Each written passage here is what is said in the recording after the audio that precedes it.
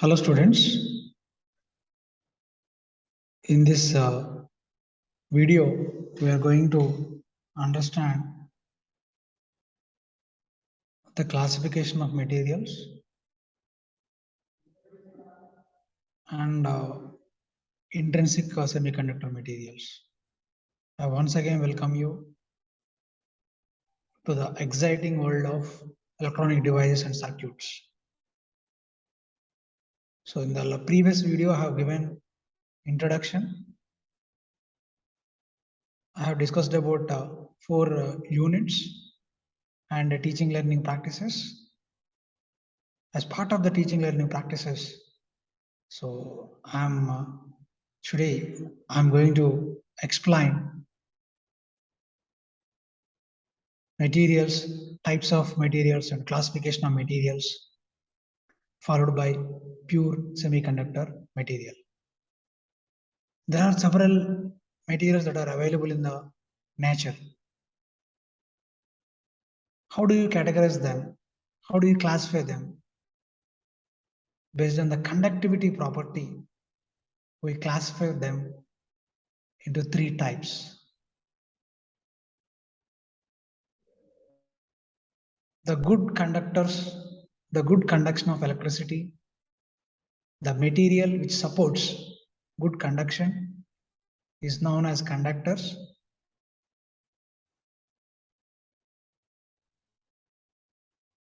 The material which does not support the conduction of electricity is known as insulator. And that the material whose conductivity is in between conductors and isolators is known as semiconductor material. 3 categories, 3 types: conductors, insulators, and semiconductor materials.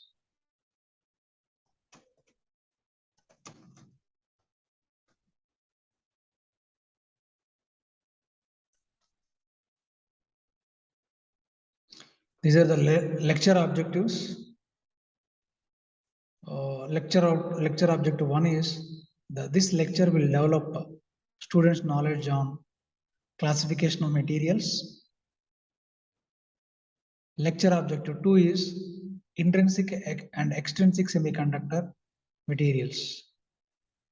As I've told, classification of materials are of 3 types: conductors or metals, and insulators, and the third category is semiconductors. Based on the conduction of these metals are having a very good conductivity, very high conductivity, whereas semiconductors are having the moderate conductivity, and insulators does not support conduction, does not support conduction of electricity. The examples of metals are pure conductors are copper and iron. They support the conductivity. And semiconductor materials are silicon and germanium. And insulators, examples are glass, diamond, and fused silica. Our concentration is about semiconductor materials. Our whole subject, electronic devices and circuits, revolves around silicon and germanium. Please remember this. These are the 2 very important materials, semiconductor materials, silicon and as well as germanium. Based on the energy band diagram, also we can define the materials: insulators whose forbidden gap is very, very high, which is of 6 electron volts. Energy band diagram is consisting of 3 regions: valency band, conduction band, and forbidden band. If the conduction band and valency band are separated by 6 electron volt energy, we call it as insulators. If the forbidden gap is less than 6 electron volts, we know it as semiconductors, where in case of conductors, valence band and conduction band, they both merge each other. Conduction band and valence band are merged. That's why we call it as conductors. You can see the examples of conductors. Conductors, group of materials having excellent conduction of electricity. The examples are copper and iron. What is the reason? Why copper and silver are supporting good conduction? Because it all depends upon how the atomic structure, how many free electrons are available in a material, how many number of free electrons are available in the atom. That is what basically defines conduction property. Look at the conductors, they consisting of large number of free electrons, even at absolute zero temperature. Atomic structure of good conductor usually includes only one electron in their outermost orbit and can be easily detached from the atom and becomes free electron contributing the current. Look at the atomic structure here. You can look at the atomic structure, look at the copper atomic structure. So at the outermost orbit, one free electron is available. We can easily detach this electron by applying certain energy, by heat or any other medium, with the help of any other external force. We can detach this and we can use it for conduction. Conductors are having very good number of free electrons. Examples are iron, steel, copper, aluminum, and silver. Insulators, which are very poor conduction of electricity. It contains no free electrons in the outermost cell, outermost orbit. Rubber, plastic, glass, cotton, or the insulator materials. You might have seen all these things in our day-to-day life. Yeah, the plastic chains and plastics and everything, and these are the insulator materials. And semiconductors materials whose conductivity lies midway between insulators and conductors. At room temperature, the semiconductor materials conductivity is very low, but at higher temperatures, you can enhance the conductivity of semiconductor materials. Examples are the materials for semiconductors are silicon, germanium, arsenic, antimony, or the semiconductor materials. Sometimes compound elements like gallium and gallium arsenide also can be used as semiconductor material. Silicon and germanium are the basic semiconductor materials. Silicon material is used to is forming the basis of most of the ICs. 85% of the electronic circuits devices are made up of silicon, and remaining are made up of germanium and gallium arsenide widely.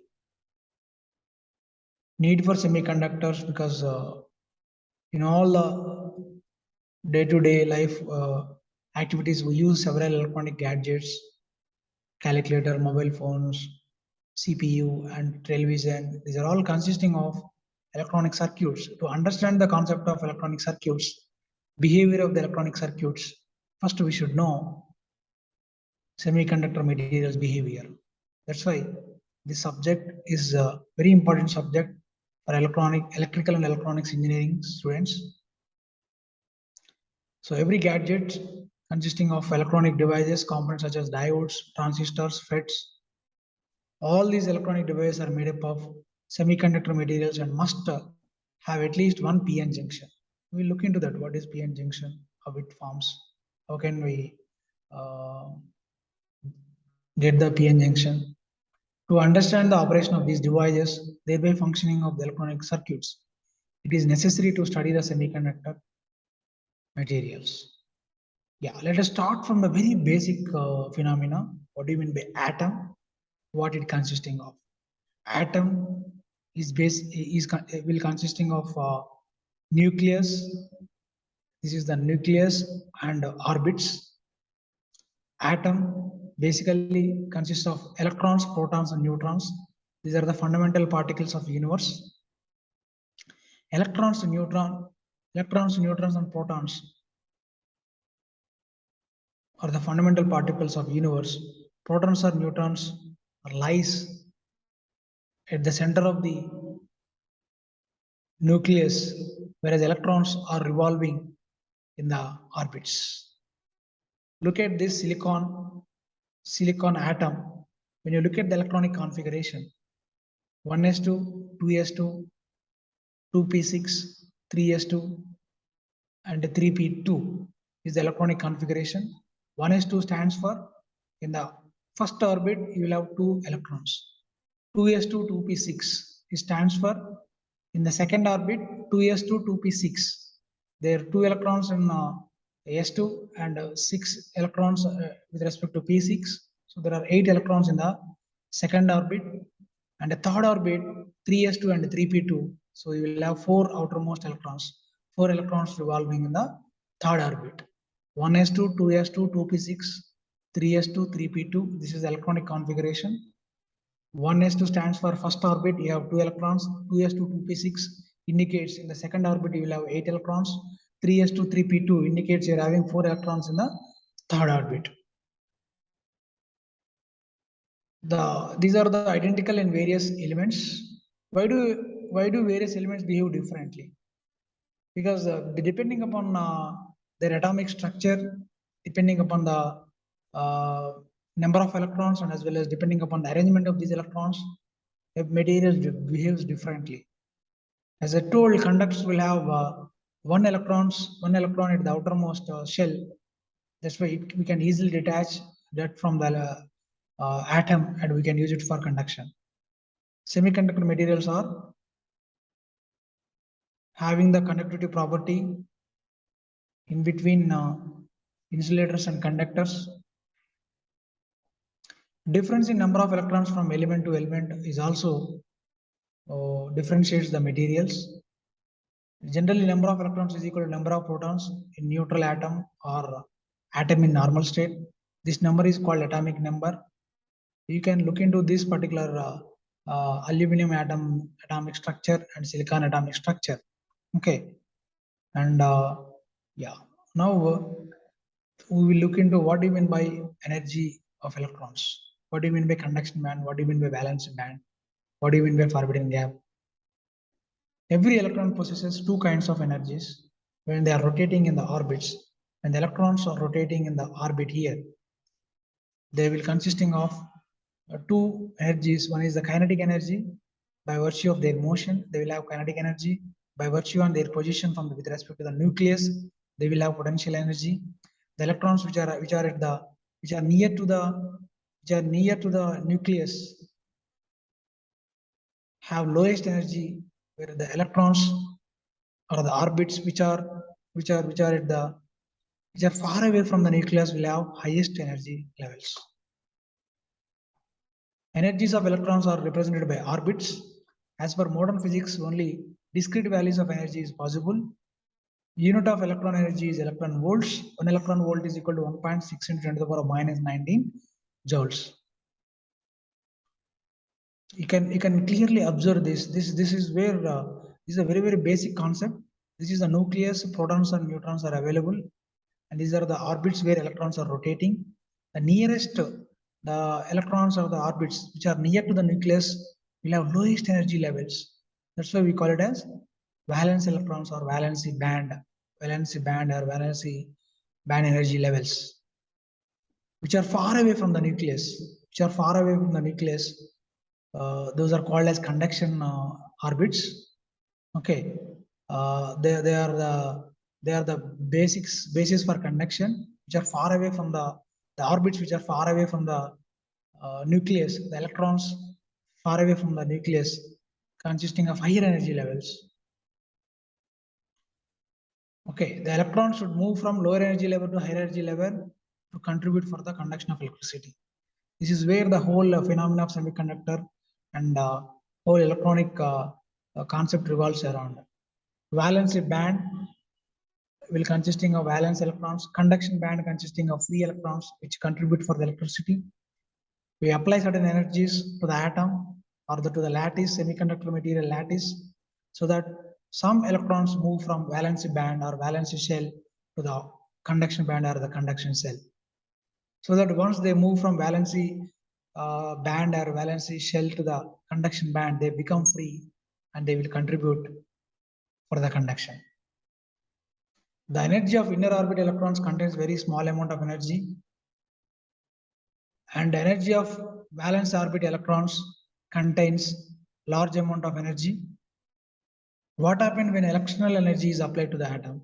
When external energy like heat, light, and different kinds of radiations are applied to the atom, one few free electrons move to the higher energy levels. Like look into this silicon, basic silicon, before applying the energy. When you apply light energy to the this particular silicon atom, one electron is moved to the higher conduction bands. One electron is moved to the higher orbits. That becomes free, and that will contribute for the conduction of electricity.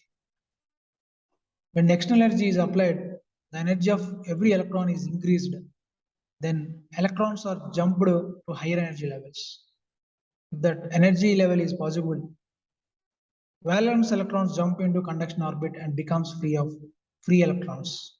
When you apply the external energy, the atom valence electrons move to the higher energy levels, move to the outermost higher end orbits, and they become free, and they contribute electron. They contribute the energy. They contribute their energy, and they become free, and they will contribute something for conduction of electricity. Energy band diagram, if you look into this valence electrons and the inner shells are representing the least energies. As you are moving to the higher cells, the first two orbits are representing the first band and second band, and the third orbit is representing the valency band, and this is some. And at the higher ends you will have conduction orbits. This represents higher energy levels, and with the higher discrete energy levels we are calling it as conduction band. Lower energy level valency band is the lowest energy level, and highest energy level is the conduction band, and lower end of the conduction band is represented by E suffix C. Please remember these notations. E suffix C is indicating lowest energy level in conduction band. E suffix V is representing highest energy level in the valence band.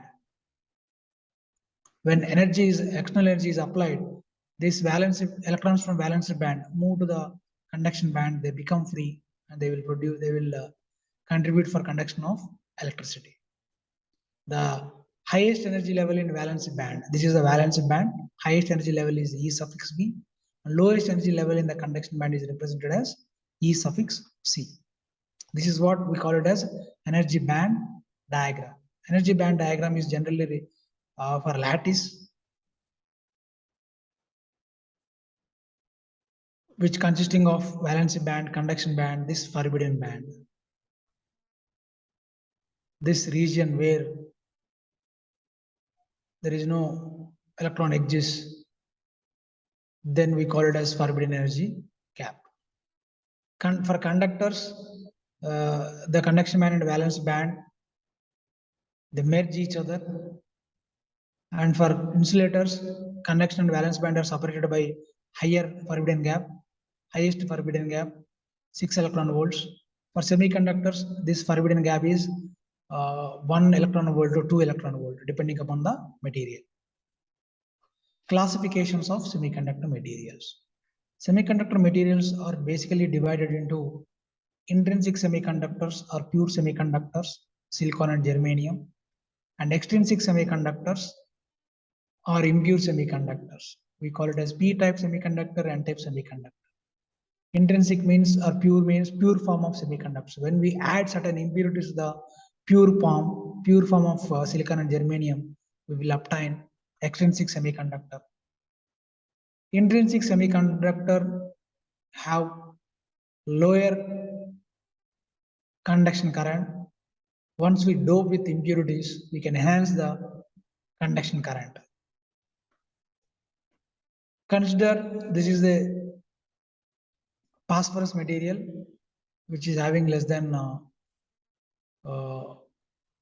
which is impurity I have taken here, and this is a pure silicon material.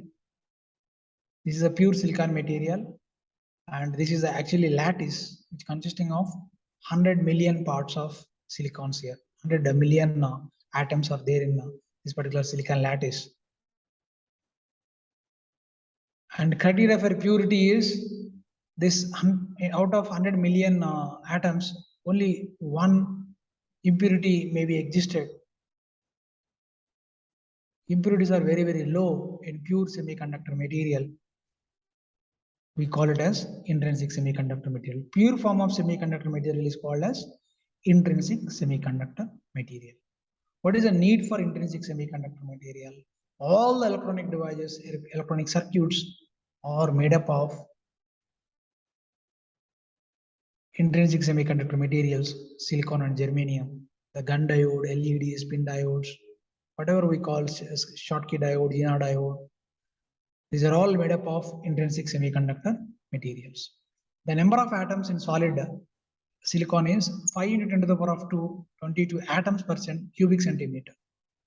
If you take one silicon lattice and solid material, solid silicon, you will have 5 into 10 to the power of 22 atoms per cubic centimeter, 4.4 into 10 to the power of 22 atoms per cubic centimeter for germanium material, for germanium lattice. So when you bring two silicon atoms together, when two silicon atoms are together, they will form the covalent bonds. They become stabilized. When they form the covalent bond, when they become stabilized, we call it as lattice. This is a 3D crystal structure of silicon or germanium. This is called as 2D crystal structure of silicon and germanium. The outermost cell of silicon is having 4 electrons, and when these outermost electrons form covalent bond with the outermost electrons of this adjacent silicon atom, and it becomes stable. This bond we are calling it as covalent bond. Pure silicon atoms, pure silicon material forms the covalent bonds here. What is meant by crystal?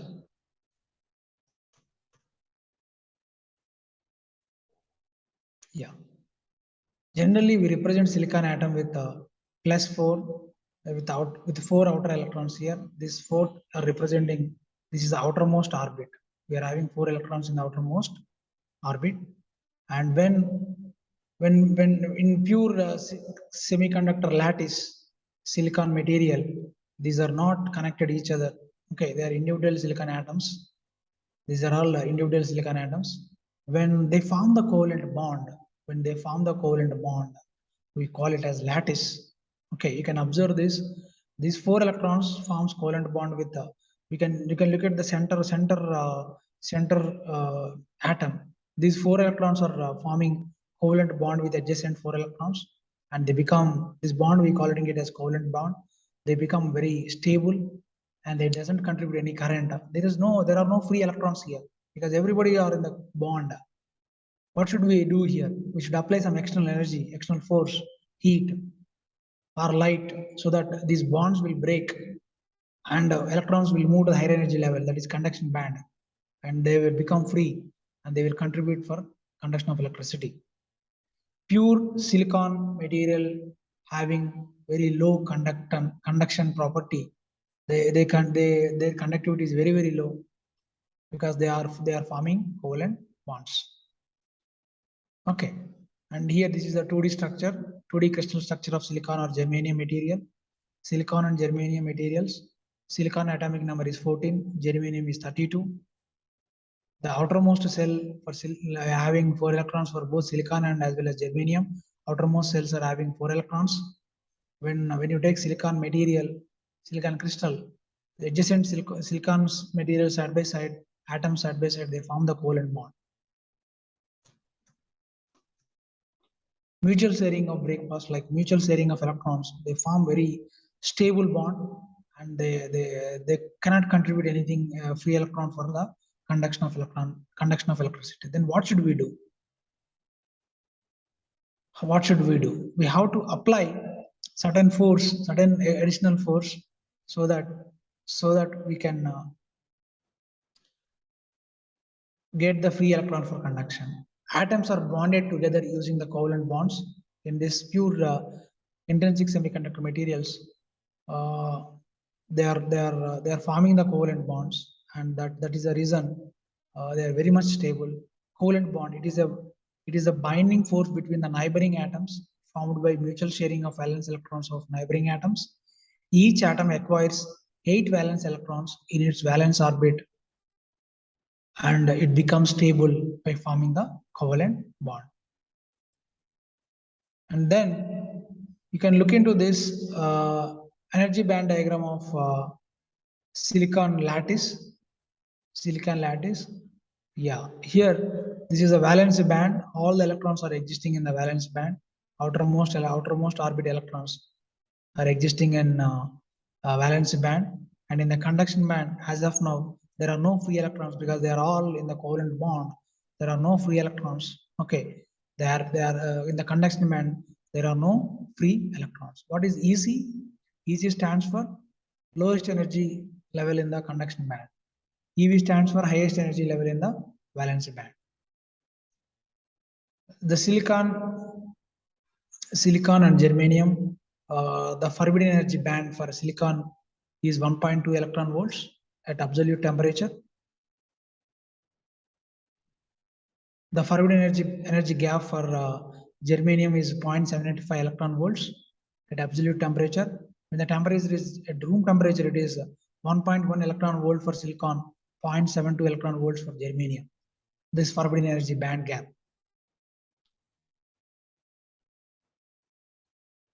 No free electrons in the conduction band, no holes in the valence band, so it doesn't contribute any current. Pure semiconductor material is not contributing anything for the conductivity. So then what should we do? We have to apply the external energy, then covalent bonds will break.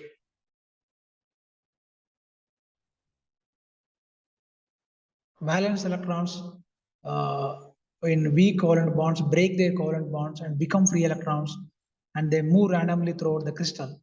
A vacancy is created in a broken covalent bond, which is absence of electrons, which is known as hole. When the covalent bond is broken, so then this electron is detached from the covalent bond and it becomes free.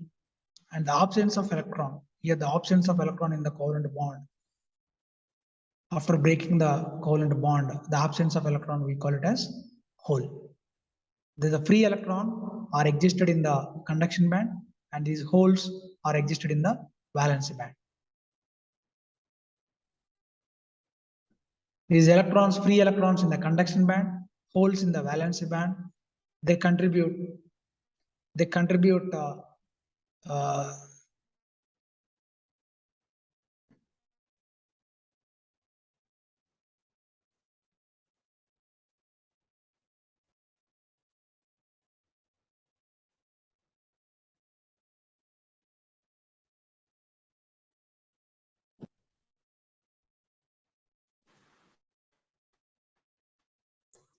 yeah. The free electrons in the conduction band and free electrons holes in the valence band will contribute for the conduction of electricity in semiconductor materials. At absolute zero, semiconductor behaves as a perfect insulator. As the temperature, if you increase, as you increase the temperature, and if you apply the external temperature to the pure silicon material, semiconductor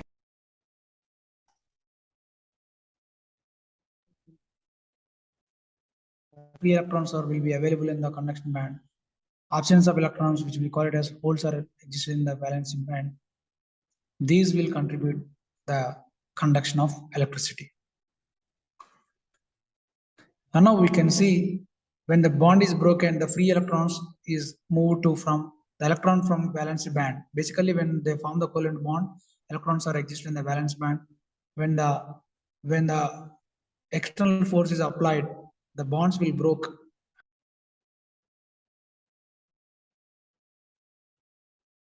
Electrons will move to the higher energy level, and they will work in the conduction band. They will contribute They will contribute electricity in the conduction band. Free electrons are existed in the conduction band. Hole, absence of electron is called as hole, which is existed in the valence band. When we apply the external energy, electrons, covalent bonds will be broken, and electrons will move to the energy level, and they contribute for conduction of electricity. Whenever free electron is generated, a hole is created simultaneously, because absence of electron is known as hole. When the electron is moving to the higher energy level after applying the external energy, obviously there will be absence of electron, which we call it as hole. This pure form of silicon does not contribute the conduction at the uh, absolute zero temperature. As we increase the temperature to the room temperature, more covalent bonds will be broken and more free electrons will be available, and conductivity we can enhance. Here, the electrons concentration is given by n suffix n, and holes concentration is given by n suffix p. P is representing basically concentration of holes. N suffix p is representing concentration of holes. Electrons concentration is represented by n suffix n. Please remember these notations. N suffix n is for electrons, n suffix p for holes. In a pure silicon material, number of holes is equal to number of electrons, which is equal to intrinsic concentration Ni.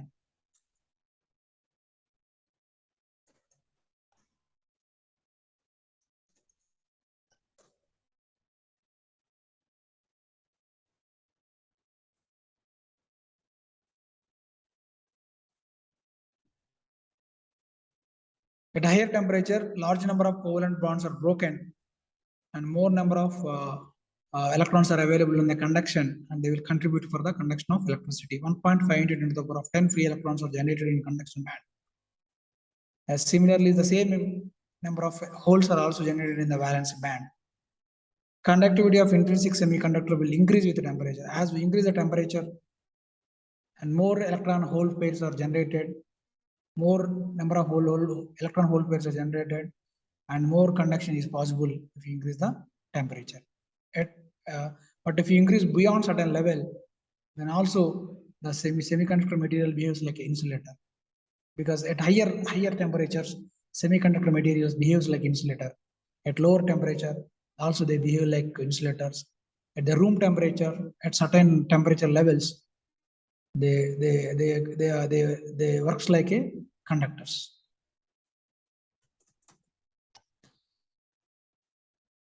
Yes, this is all about intrinsic semiconductor materials. When the recombination of electron hole pairs takes place, then light will be generated. This phenomena will comes under light emitting diodes, LEDs, that we will study in next classes. As of now, consider pure silicon and pure germanium are known as intrinsic semiconductor material. Intrinsic semiconductor material acts as insulators at the absolute zero temperature. As we increase the temperature, covalent bonds will be broken and free electrons will be generated. Free electrons in the conduction band, holes in the valence band will contribute for conduction of electricity. This is the forbidden gap between conduction band and valence band. For germanium, it is 1 point. For germanium, it is 0.72 electron volts. For silicon, it is 1.12 electron volts. The lecture learning outcomes of this particular lecture is, on listening to this video, students will be able to classify the materials into three types: conductors, insulators, and semiconductors.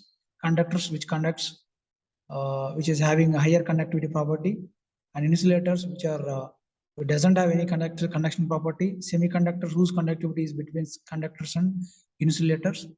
And lecture learning outcome 2 is students will be able to explain about the pure semiconductors, silicon and germanium, how many outermost electrons are there, how they forms a covalent bond. When at absolute temperature, intrinsic semiconductor or pure semiconductor acts like a insulator. As when you increase the temperature, more covalent bonds are broken and more electron hole pairs are generated. Electrons in the conduction band, holes in the valence band will contribute, will work for the conduction of electricity. This is all about introduction. This is all about intrinsic semiconductor materials. Thank you.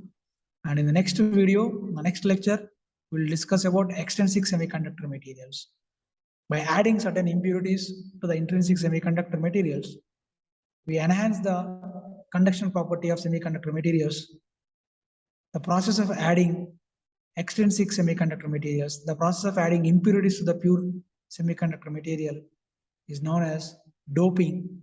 By doping, we can improve the conduction property of semiconductor materials. Thank you.